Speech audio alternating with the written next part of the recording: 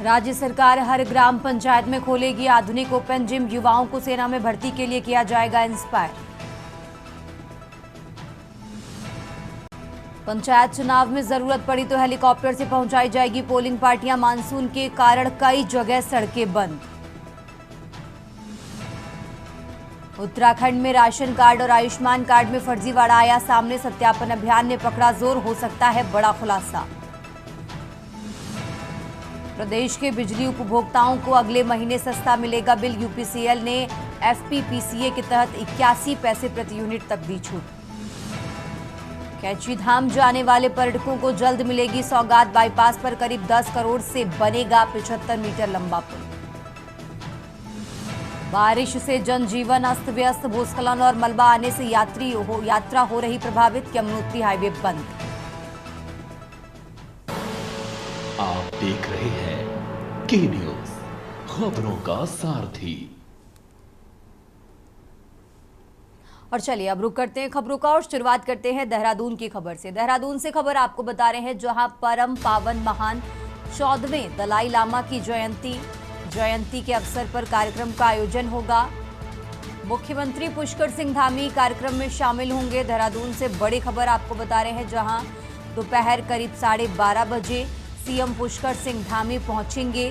देहरादून में TNMM school में इस कार्यक्रम का आयोजन होगा और इस कार्यक्रम में शामिल होंगे उत्तराखंड के मुख्यमंत्री पुष्कर सिंह धामी। तो बड़ी खबर देहरादून से आपको बता रहे हैं। देहरादून से अहम जानकारी आपको बता रहे हैं जहां परम पावन महान 14वें दलाई लामा की जयंती के अवसर पर कार्यक्रम का आयोजन होगा और इस कार्यक्रम में शामिल होंगे उत्तराखंड के मुख्यमंत्री पुष्कर सिंह धामी।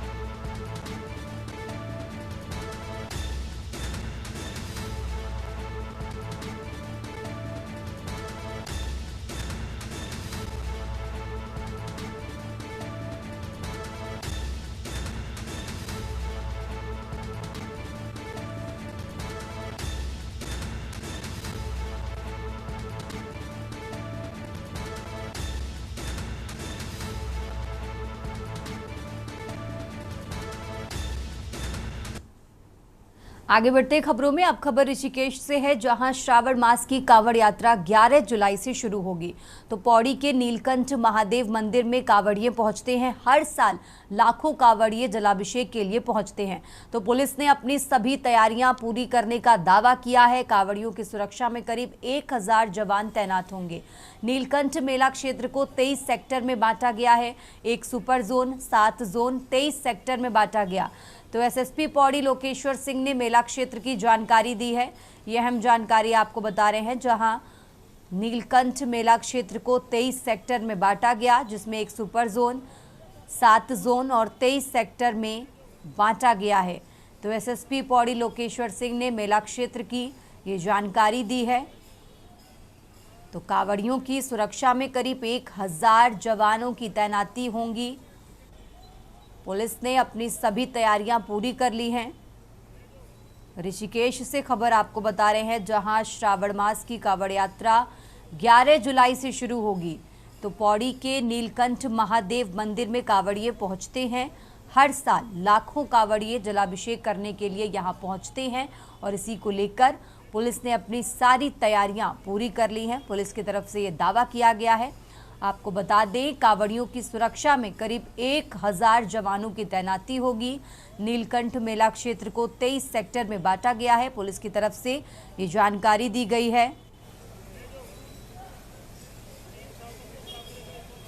तो नीलकंठ मेला क्षेत्र को 23 सेक्टर में बांटा गया। 1 सुपर जोन, 7 जोन, 23 सेक्टर में बांटा गया है। एसएसपी पौड़ी लोकेश्वर सिंह ने मेला क्षेत्र की जानकारी दी है।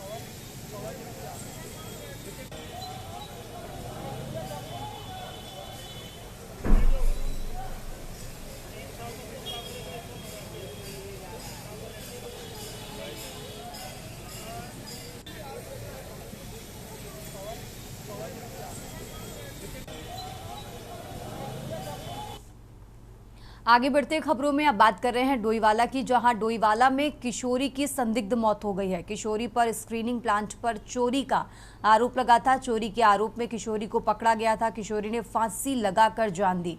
तो केशवपुरी बस्ती में आक्रोश फैला है। देर रात कोतवाली का घेराव किया गया। भाजपा नेता और संगठनों ने संवेदना जताई है। 4 संदिग्धों को पुलिस ने हिरासत में लिया है। पोस्टमार्टम रिपोर्ट के बाद अब आगे की कार्रवाई की जाएगी। तो डोईवाला से खबर आपको बता रहे हैं। डोईवाला से अहम जानकारी आपको बता रहे हैं, जहां अब पोस्टमार्टम रिपोर्ट का इंतजार है और आगे की कार्रवाई होगी। थाना क्षेत्र में एक मामला प्रकाश में आया था, जिसमें वहां स्थित कुड़कावाला में स्थित एक स्टोन क्रशर में 3 बालिकाएं कूड़ा बीनने वाली वहां पर गई थी, जहां पर 4 लड़के थे और उन्होंने उनको चोर मानते हुए उनका पीछा किया, जिसमें से एक लड़की को उन्होंने पकड़ लिया और वहां पर स्टोन क्रशर में स्थित एक कमरे में बालिका को बंद कर दिया और पुलिस को फोन द्वारा सूचित किया। पुलिस के वहां पर पहुंचने से कुछ देर पहले जब उन्हें उस कमरे में झांक कर देखा तो उस बालिका द्वारा फांसी लगा ली गई थी। उन्होंने दोबारा से फोन करके पुलिस को सूचित किया। पुलिस जब वहां पर पहुंची तो मामले की संवेदनशीलता को देखते हुए एफएसएल की टीम को वहां पर बुलाया गया और घटनास्थल को सील करते हुए उसका निरीक्षण किया गया और जो भी आवश्यक एविडेंसेस थे वो कलेक्ट किए गए। वहां पर जो 4 सीसीटीवी कैमरा थे उनके भी फुटेज को कब्जे में लिया गया है। आगे बढ़ते हैं खबरों में। उत्तराखंड की राजधानी देहरादून में देवभूमि राष्ट्रीय रतन पुरस्कार 2025 का भव्य आयोजन हुआ। कार्यक्रम के मुख्य अतिथि कैबिनेट मंत्री सुबोध उनियाल ने समारोह में शिरकत की और देश भर से आए 108 समाज सेवियों को उनके उत्कृष्ट सामाजिक योगदान के लिए सम्मानित किया।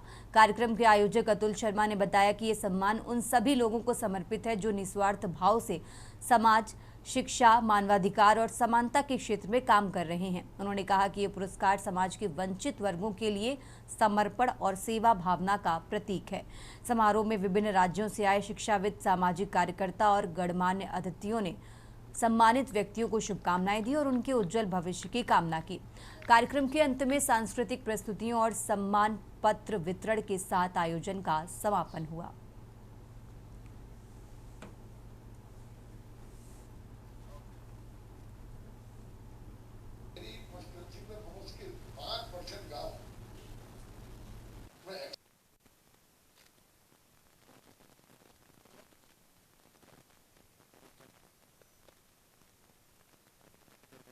हो गया, AI यूज़ हो गया, AI हो गया, OSINT हो गया, ओपन सोर्स इंटेलिजेंस नेटवर्क, उसका भी यूज़ करते हैं। पहले तो नॉर्मल डिटेक्शन होती थी, सिर्फ पीछा कर रहे हैं, फॉलो कर रहे हैं, वो भी एक लेवल तक सही भी था, नहीं भी था, बट अब तो टेक्निकली जो है बहुत स्ट्रॉन्ग हो गया डिटेक्टिव नेटवर्क, तो हम AI वगैरह का यूज़ करके इन्वेस्टिगेशंस करते हैं। इससे जितने भी अवार्डीज आए उनको प्रोत्साहित करना था, उनका उत्साह बढ़ाना था कि अगर उन्हें सम्मानित करेंगे तो अपने क्षेत्र में जितने उन्होंने कार्य किए हैं उससे कई गुना ज़्यादा प्रोत्साहन से वो उस कार्य को आगे बढ़ाएंगे।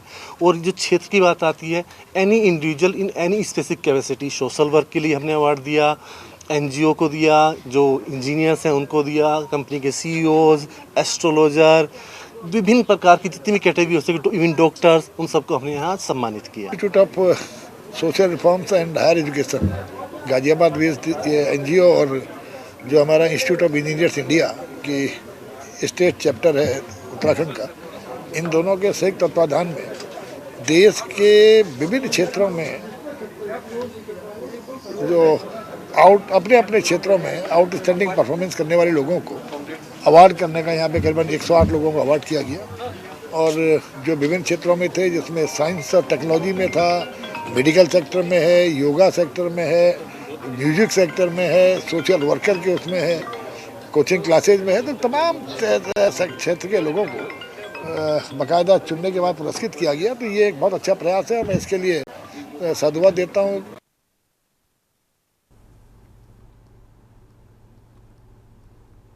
आगे बढ़ते हैं खबरों में, लेकिन उससे पहले यहाँ रुकते हैं एक छोटे से ब्रेक के लिए। ब्रेक से वापस आ चुके हैं। रुक करते हैं खबरों का। खबर देहरादून से है, जहां इस महीने 11 तारीख से कांवड़ यात्रा की शुरुआत उत्तराखंड में हो जाएगी। यात्रा को सुगम और सुव्यवस्थित बनाने के लिए मुख्यमंत्री ने सभी विभागों को निर्देशित किया है। खासतौर पर सुरक्षा को लेकर SDRF की बात करें तो इस विभाग की एक अहम भूमिका कांवड़ यात्रा के दौरान बन जाती है। SDRF कमांडेंट अर्पण यदुवंशी ने जानकारी देते हुए बताया कि कांवड़ यात्रा में कांवड़ियों की सुरक्षा के दृष्टिगत हरिद्वार जिले में 6 स्थानों पर 7 सब टीमों की तैनाती की जाएगी। जो कि सुरक्षा के उपकरणों से लैस होंगी। यात्रा के दौरान किसी प्रकार की अनहोनी ना हो, इसके लिए एसडीआरएफ द्वारा तमाम तैयारियां कर ली गई हैं। देखिए, कांवड़ यात्रा को लेके एसडीआरएफ की तैयारी पूरी है। माननीय मुख्यमंत्री जी का भी निर्देश है कि जो कांवड़ यात्रा है इस बार जो है सुगम और सुव्यवस्थित रहे, और सबसे इम्पॉर्टेंट चीज़ है कि सुरक्षित रहे। तो इस बार जो हमारी टीम है वो पूरी तरीके से अलर्ट मोड पे रहेंगी। हमारा कंट्रोल रूम भी 24/7 एक्टिव है, और इस साल जो है 6 स्थानों पर कांवड़ यात्रा के दौरान हम 7 सब टीम जो है तैनात करेंगे कांवड़ियों की सुरक्षा के लिए। ये जो ड्यूटी का स्थान है वो मैं आपको बताना चाहूँगा। इसमें कांगड़ा घाट पुल हरिद्वार, बैरागी कैंप घाट हरिद्वार, प्रेम नगर आश्रम घाट हरिद्वार, नाव घाट राम झूला ऋषिकेश, और नीलकंठ मंदिर ड्यूटी पे, और एक ढालवाला पे।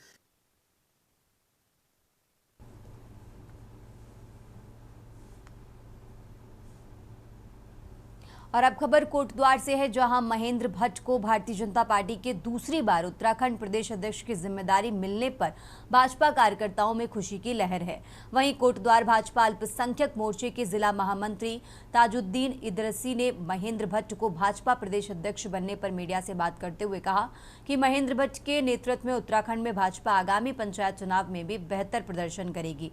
साथ ही उन्होंने कहा कि प्रदेश और केंद्रीय भाजपा आलाकमान ने महेंद्र भट्ट को जो जिम्मेदारी दी है उसका वो बखूबी निर्वहन करेंगे।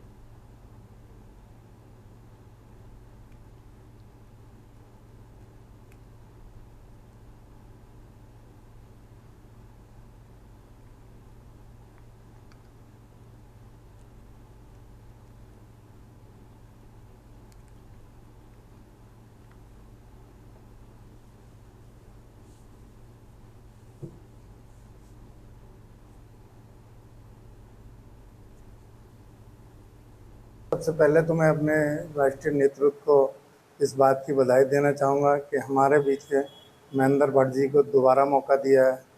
और महेंद्र भट्ट जी ही एक ऐसे नेता हैं जो अपने बूथ स्तर के नेताओं का भी वही सम्मान करते हैं जो सम्मान वो अपने बड़े नेताओं का करते हैं। मैं भी कई बार उनसे मिला हूँ तो मुझे भी महसूस हुआ है कि वो अपने छोटे कार्यकर्ताओं को अच्छा सम्मान देते हैं, सबको एक तरीके से देखते हैं। इसीलिए जो है महेंद्र भट्ट जी बहुत बेहतर उत्तराखंड के लिए साबित होंगे, और आने वाले जो पंचायत चुनाव हैं उसमें ही भाजपा बहुत अच्छी विजय लेगी, और माननीय महेंद्र भट्ट जी के नेतृत्व में हम 2027 का चुनाव भी पूर्ण बहुमत से जीतेंगे और अपनी सरकार बनाएंगे।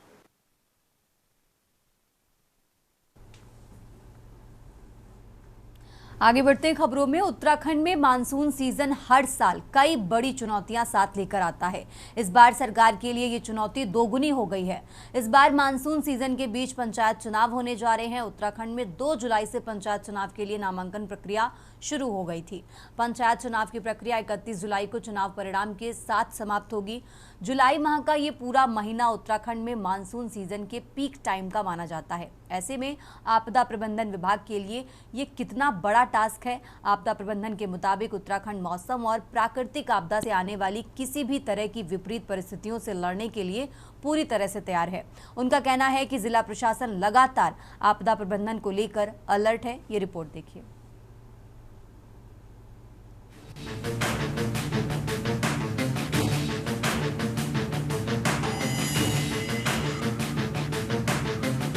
उत्तराखंड में पंचायत चुनाव की सरगर्मियां अब धीरे धीरे अपने चरम की ओर हैं। एक तरफ जहां पूरे प्रदेश में मानसून सीजन रफ्तार पकड़ता जा रहा है, तो वहीं दूसरी तरफ पंचायत चुनाव का जोश भी बढ़ता जा रहा है। ऐसे में बुधवार देर शाम भारतीय जनता पार्टी ने अपने पंचायत में समर्थित प्रत्याशियों की घोषणा कर दी है। साथ ही कांग्रेस ने भी समर्थित प्रत्याशियों की लिस्ट जारी कर दी है। लेकिन बीजेपी ने जिला पंचायत की 358 में से 319 सीटों पर ही अपने समर्थित प्रत्याशियों की घोषणा की है और 39 सीटों को छोड़ दिया है। यानी यहां पर समर्थित प्रत्याशी की घोषणा नहीं की है। बीजेपी द्वारा सूची जारी होने के बाद जब कई सीटों पर प्रत्याशियों की घोषणा नहीं हुई तो क्षेत्र के लोगों में असमंजस का माहौल बना हुआ है और लोगों को समझ नहीं आ रहा कि आखिर ऐसा क्यों हुआ, लेकिन बीजेपी ने इसे अपनी राजनीतिक स्ट्रेटजी बताया है।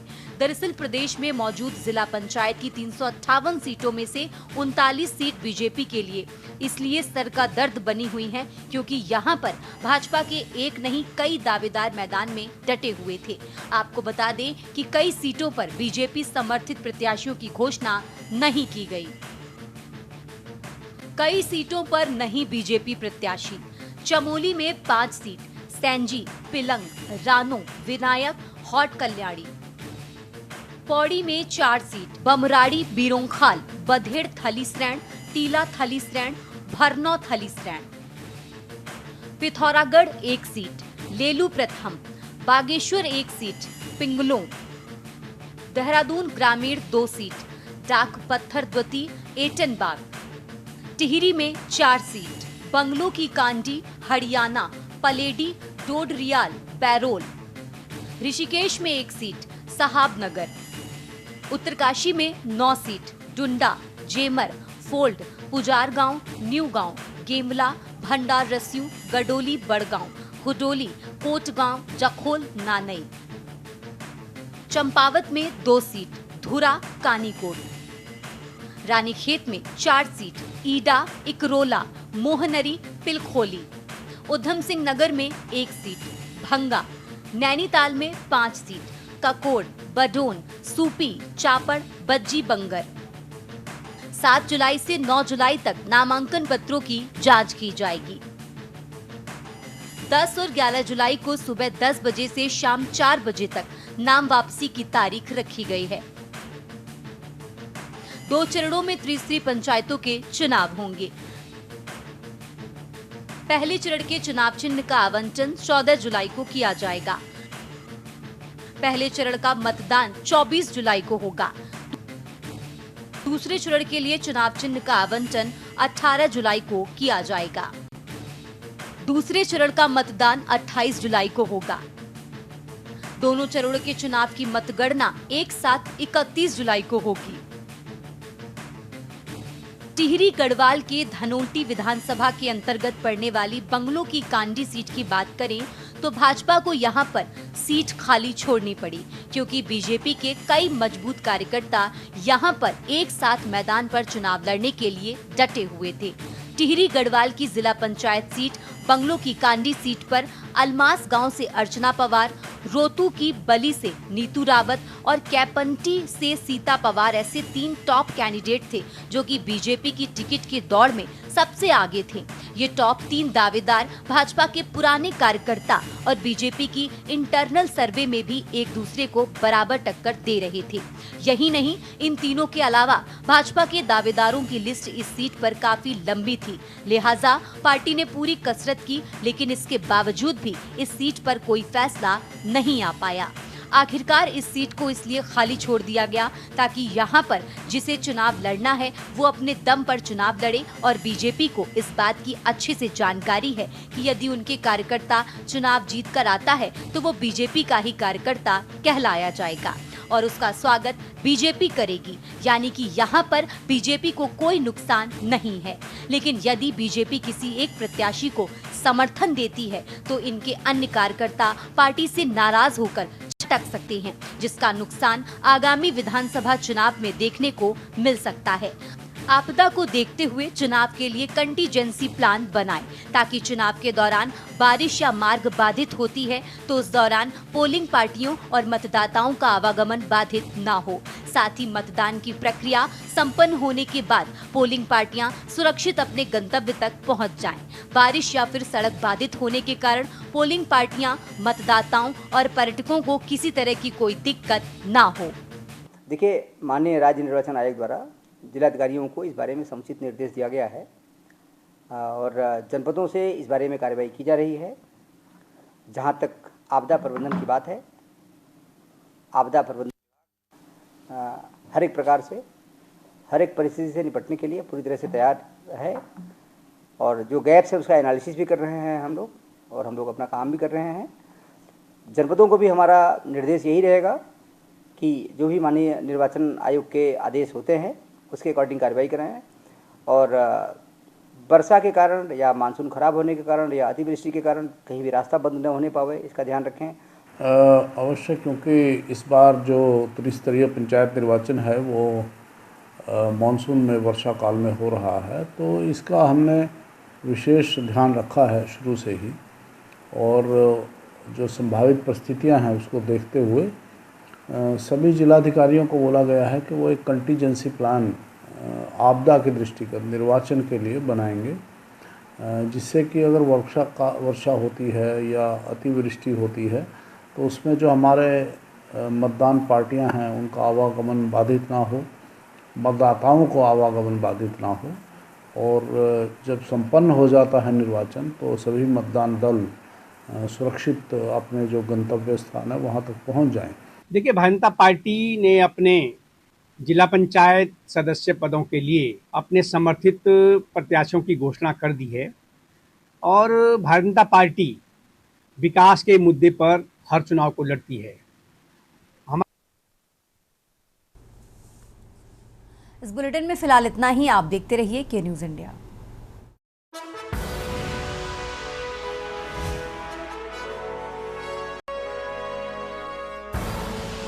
आप देख रहे हैं के न्यूज़, खबरों का सारथी।